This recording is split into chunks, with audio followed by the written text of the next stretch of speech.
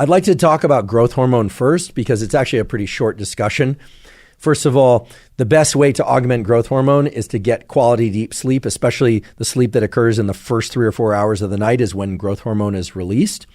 And it's going to be beneficial to avoid caloric intake in the 2 hours preceding sleep. Again, don't go to bed so hungry that you wake up an hour or an hour and a half later or you have trouble falling asleep, but avoiding food intake in the 2 hours prior to sleep and certainly avoiding alcohol and cannabis is going to facilitate growth hormone release in the first hours of sleep.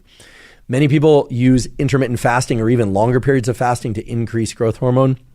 One of the interesting things I learned from an expert guest, Dr. Kyle Gillette, who's a medical doctor on this podcast, is that indeed, while lengthier fasts or intermittent fasting can increase growth hormone levels very substantially, it has indirect effects on the genetic pathways and the receptors for growth hormone that actually are detrimental for the function of growth hormone. So avoiding food for the 2 hours prior to bedtime is a good idea, but extended fasts specifically for the purpose of increasing growth hormone are not really logical when you look at the broader effects of extended fasts. Now, in terms of supplements to increase growth hormone, there are very few supplements that have been shown to augment this pathway. There is some idea that arginine supplementation prior to bedtime can further elevate levels of growth hormone, especially when fasted.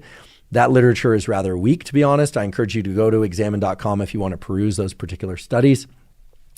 Really, the things that increase growth hormone very potently fall outside the realm of supplementation.